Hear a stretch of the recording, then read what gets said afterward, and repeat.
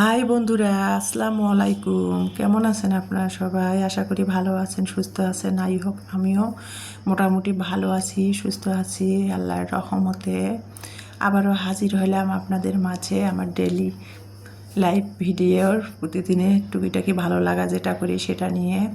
তো আজকে সকালে শুরু করলাম আপনাদের মাঝে 7:30 থেকে।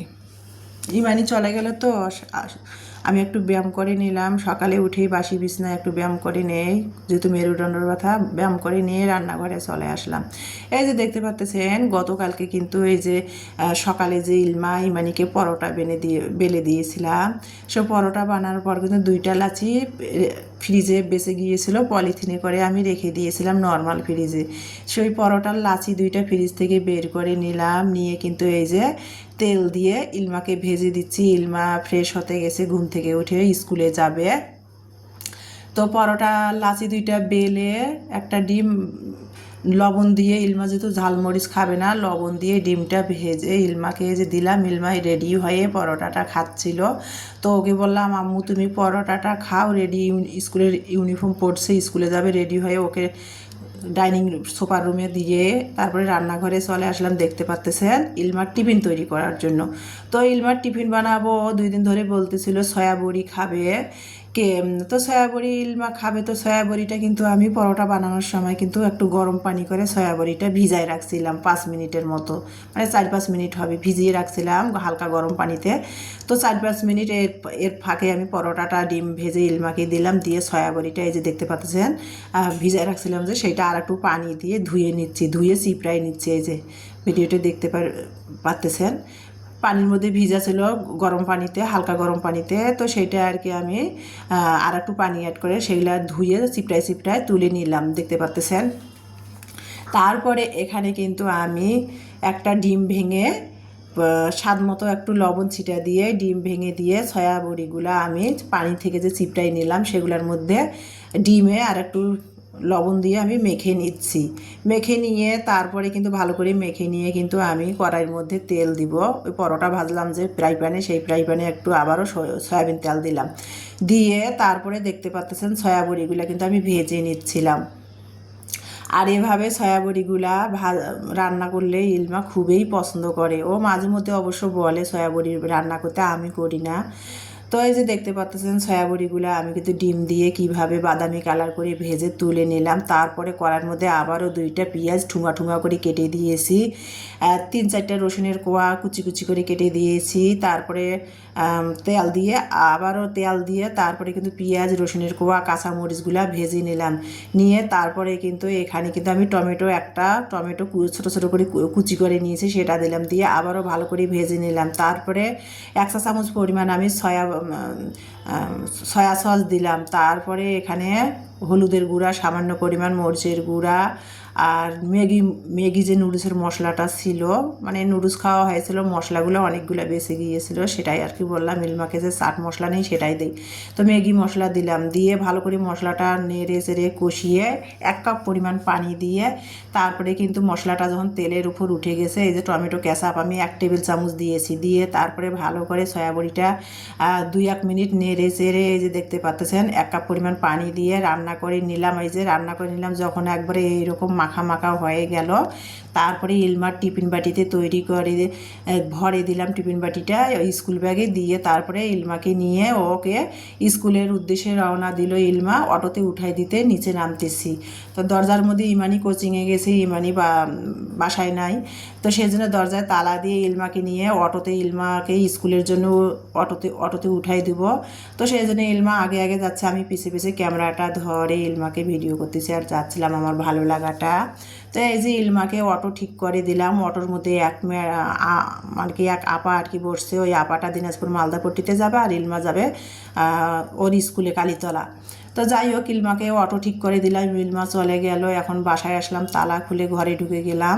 তো এখন বাজে 9:30। ইলমার যেহেতু 9:30 স্কুল, ইলমা চলে গেল, 9:30 বাজে। আমি দেখতে পাচ্ছেন গ্যাসের ওষুধ খাবো। ওই যে মেরুদণ্ডের ব্যথা কমতেছে না। আমার ভাই গতকালকে ফোন দিয়ে বলতেছিল যে তোমার গ্যাস নিয়ে এই সমস্যাটা নাকি, তুমি গ্যাসের বড়ি 2 বেলা করে খাও তো সকাল বিকাল। তো সকালবেলা আমি গ্যাসের ওষুধটা খাচ্ছি, এই যে দেখতেই পাচ্তেছেন। গ্যাসের ওষুধটা খেয়ে নিব আমি। আর আমার ভালো লাগা গুলা খারাপ লাগা ভালো লাগা, আপনারা যারা আমার শুরু থেকে পরিবারের সাথে আছেন বা নতুন যারা পরিবারে আমার জয়েন করেছেন, তাদের আমার ভালো লাগা খারাপ লাগা সব কিছুই তো আমার ডেইলি লাইফ ভিডিওতে শেয়ার করি। তো গ্যাসের ওষুধটা খেয়ে নিলাম, নিয়ে তারপরে কিন্তু এই যে দেখেন ইলমা কিন্তু আমি ওর টিফিন সয়াবড়ি বানিয়ে ওকে নিচে দিতে গেছিলাম, এর ফাঁকে 2টা পরোটা ভেজেছিলাম, মেয়ে আধখানা পরোটা খেয়েছে আর ঢেকে রেখেছে। তো আমি এখন গ্যাসের ওষুধটা খাইলাম, নাস্তা খাবো, তো দেখতেছি টেবিলের মধ্যে দেখেন ডিমটা আমলেট করেছি, ডিমটাও খাই নাই।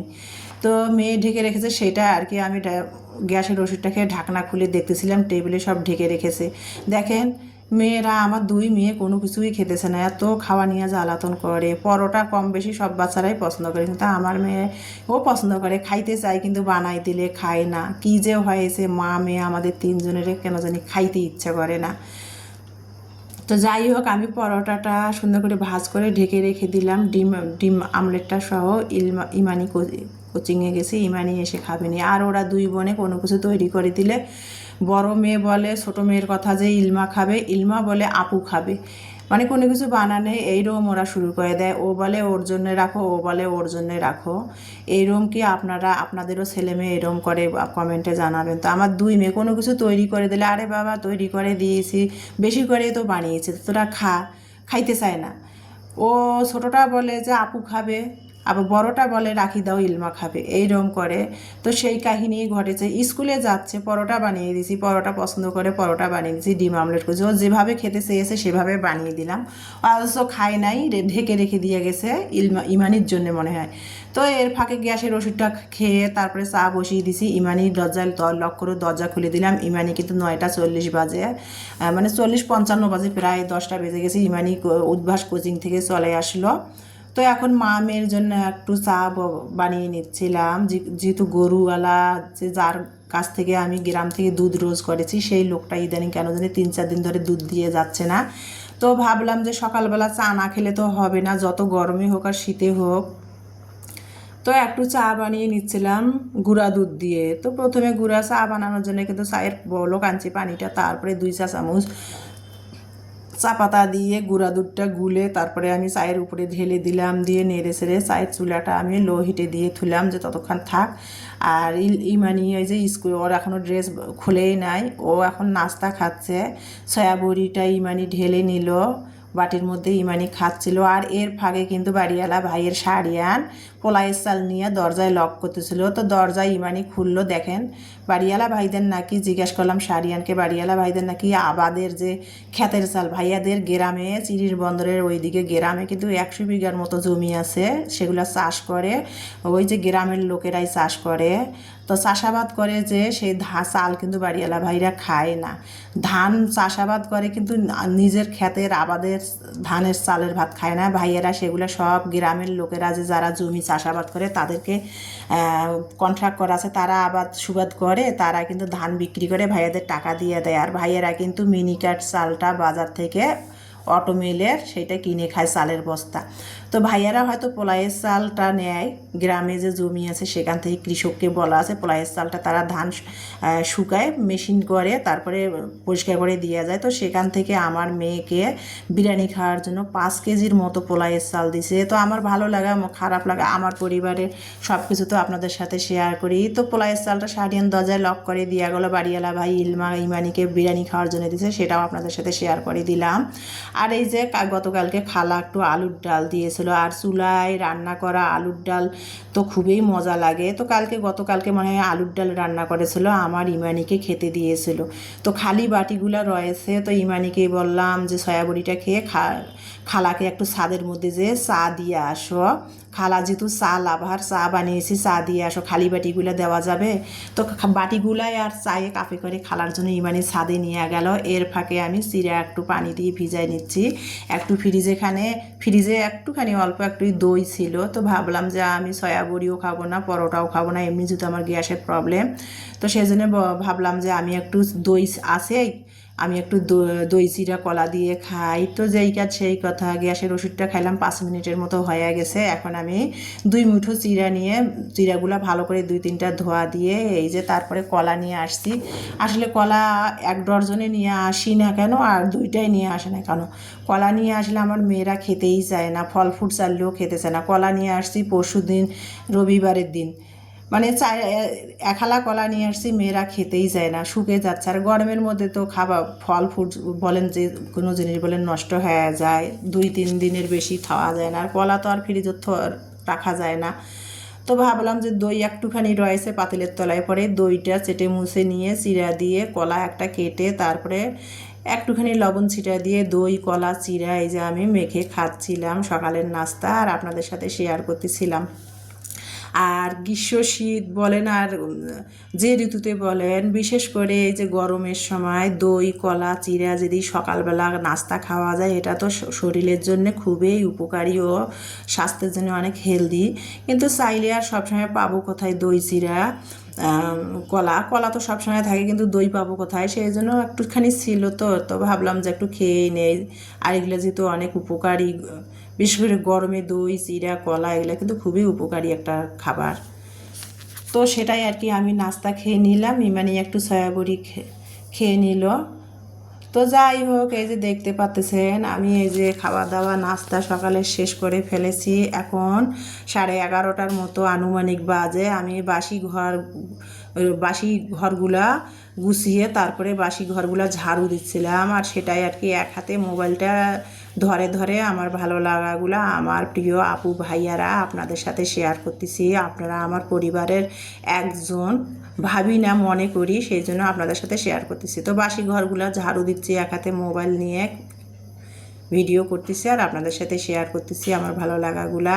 তো যাই হোক, বাসি ঘরগুলা ঝাড়ু দিয়ে নিচ্ছি। আর এত পরিমাণ ইদানিং যে বৃষ্টি হচ্ছে 2 দিন 1 দিন পর পর, তারপরেও এত পরিমাণ ধুলা, মানে দিনে 2-3 বার করে রুম ঝাড়ু দিলেও না মনে হয় যেন কতদিন ধরে ঝাড়ু দেওয়া হয় না, মানে পাউডারের মতো চিকন ধুলা আর কি। তো যাই হোক, রুমগুলা ঝাড়ু দিচ্ছি। রাতের বেলা কিন্তু আমি ফ্লোর ঝাড়ু দিয়ে তারপরে কিন্তু ফ্লোরের মধ্যে বিছানা পেরে রাতে ঘুমাই। তারপরে দেখেন সকালবেলা তাও অনেকটা ময়লা বের হইলো। তো বাসি ঘরগুলো ঝাড়ু দিয়ে নিচ্ছি, সেটাই আপনাদের সাথে শেয়ার করতেছিলাম। আর এখন যেহেতু 11:30 আনুমানিক বাজে, অফিস আওয়ার, 4তলা দোতলা নিচতলা তো অফিস আওয়ার, অফিসের লোক উপরে নিচে উঠানামা করতেছিল। তো যাই হোক, সেটাই আর কি আমি সিঁড়িগুলো একটু এখন ফাঁকা দেখতেছিলাম, সিঁড়িগুলো একটু তাড়াতাড়ি যে রুমের সামনে সিঁড়িটা ঝাড়ু দিচ্ছিলাম আর দরজার সামনে একটুকু ঝাড়ু দিচ্ছিলাম আর আপনাদের সাথে শেয়ার করতেছিলাম। এর ফাঁকে আপনাদের একটা কথা বলি, যারা আমাকে আমার পাশে ভালোবেসে আমার পাশে আছেন তাদেরকে আমার পক্ষ থেকে অনেক অনেক ধন্যবাদ জানাই ও ভালোবাসা। আর আমার এই যে ভিডিওটা এক হাত দিয়ে ক্যামেরা ধরে ভিডিও করে আমার আপু ভাইয়া আপনাদের সাথে শেয়ার করি। প্লিজ, অনেক যারা আপনারা ভিডিও করেন তারাই জানেন ভিডিও করা কিন্তু অনেক কষ্ট। আমার ভিডিওগুলা দেখে আপনারা প্লিজ টেনে টেনে দেখবেন না, ভিডিওগুলো দেখবেন, দেখে কিন্তু আমার পাশে থাকবেন। আর আমি আপনাদের পরিবারে সবার পরিবারে যাই যখন, আমি কিন্তু ভিডিও ভালো লাগুক আর না লাগুক আমি কিন্তু লাইক দিয়ে আপনাদের ভিডিওগুলো কন্টিনিউ করে ফুল ওয়াচ করে তারপরে কমেন্ট করে ভিডিও থেকে বের হয়ে আসি। প্লিজ আপনারাও সেটাই করবেন। ভিডিও দেখার শুরুতে একটা লাইক দিয়ে তারপরে আপনার পছন্দ মতো একটা কমেন্ট করে ভিডিও ফুল ওয়াচ করে তারপরে ভিডিও থেকে বের হবেন, এটা আমার রিকোয়েস্ট আপনাদের কাছে। তো বাসি ঘরগুলা গুছিয়ে নিলাম। আর দেখেন আমার মেয়ের কাণ্ড দেখেন, ইমানি ফ্রিজের মধ্যে পানি রেখে দিয়েছিল, ডিপ ফ্রিজে পানি একেবারে বরফ হয়ে গেছে। তো সেটাই বের করলাম। আর ফ্রিজটা আমার অনেক ছোট, তো প্রথমে যখন হাজব্যান্ড ওয়াইফ ছিলাম তখন কিন্তু আমার এই 10 শিফটি 2011 সালের দিকে এই 10 শিফটি ফ্রিজটাই আমার কাছে অনেক মূল্যবান একটা সম্পদ ছিল সংসারের। এখন কিন্তু সংসার বড় হয়ে গেছে, 2 মেয়ে, সংসার বড় হয়ে গেছে, এখন এই 10 শিফটি ফ্রিজটা অনেক ছোটো হয়ে গেছে। ফ্রিজটা ছোটোই হয়েছে বটে, মানে কোনো কিছু ফ্রোজেন করলে জায়গায় হয় না। তো এই যে দেখতে পাচ্ছেন ফ্রিজ থেকে কিন্তু আমি তেলাপিয়া মাছ বের করলাম। তেলাপিয়া মাছের বড় বড় মাথা লেঞ্জা সেগুলো ভাবলাম যে বেছে একটা প্যাকেট বের করি, সেগুলো ভাবলাম যে রান্না করব কি দিয়ে আগে ভিজায় রাখি, তারপরে চিন্তা করা যাবে না। এর ফাঁকে কিন্তু আমি মাছটা ভিজাই দিয়ে পুরা সিঙের যে সকালের নাস্তা খাওয়া প্লেট বাটিগুলো ছিল সেগুলো কিন্তু আমি পরিষ্কার করে ফেলছি। ক্যামেরা বন্ধ করে, ক্যামেরা অন করে তো আর সেগুলো এক হাত দিয়ে করতে পারবো না, আর আমি তো সেলফি স্টিক ব্যবহার করি না। তো সেগুলো কিন্তু ক্যামেরা বন্ধ করে আমি ধুয়ে বেসিনটা পরিষ্কার করে নিয়ে মাছটার প্যাকেটটা খুলে পাতিলের মধ্যে একটা ভিজাই দিলাম। দিয়ে এখানে আমি 300 গ্রাম পরিমাণ চাল ধুয়ে বসাই দিচ্ছি দুপুরের জন্য রাইস কুকারে। তো সেটাই আর কি আমার যেহেতু ডেইলি লাইফ ভিডিও সবগুলাই একটু একটু করে ক্যামেরা বন্দি করে নিয়ে আমার প্রিয় আপু ভাইয়াদের সাথে শেয়ার করার একটু চেষ্টা করি। তো যাই হোক, আমি 350 গ্রাম পরিমাণ চাল ধুয়ে বসিয়ে দিলাম রাইস কুকারে, ডাইনিং রুমে সুইচটা দিয়ে আসলাম। দিয়ে এসে ফ্রিজ থেকে চিন্তা করলাম কি বের করবো। তো এক সপ্তাহ আগে আর কি গত বুধবারে সারিয়ান বাড়িওয়ালা ভাইদের গাছের সব সজনা পেরে নিয়ে এসে তো আমাদের দিয়েছিল মানে 3-4 কেজির মতো। তো সেগুলো ছোটো ছোটো করে কেটে ফ্রিজে রেখে দিয়েছিলাম, সেগুলোয় কয়েকটা ছিল। তো ভাবলাম যে সজনাগুলো রান্না করি তেলাপিয়া মাছের লেঞ্জা মাথা দিয়ে। তো সজনা আলু পটল দিয়ে তেলাপিয়া মাছের মাথা লেঞ্জা রান্না করব। আর যেহেতু যে পরিমাণ গরম পড়েছে তো ভাবলাম যে সজনা আলু পটল দিয়ে একটু তেলাপিয়া মাছের মাথা লেঞ্জা দিয়ে একটু পাতলা ঝোল করব। আর এই যে দেখতে পাচ্তেছেন আর অনেক আইটেম করলেও আমার মেয়েরা খাইতে চায় না, সেজন্য ভাবলাম যে এক গাদা গ্যাস নষ্ট করে এক গাদা রান্না করার কোনো দরকার নাই। তো এর ফাঁকে কিন্তু ইমানি কিন্তু ওই তো 11:30-12টা বেজে গেছে। একটু লেবুর বললাম যে একটু লেবুর পানি বানাও, লেবুর শরবত বানাও আর কি, তুমিও খাও আমাকেও দাও। আমি তরকারি কাটতেছিলাম আর ইমানি অনলাইন কোচিং শেষ করে এসে আমার জন্য আর কি, ও গোসল যেহেতু করবে 12টা বেজে গেছে, ওর জন্য আর আমার জন্য লেবুর শরবত বানিয়ে নিল।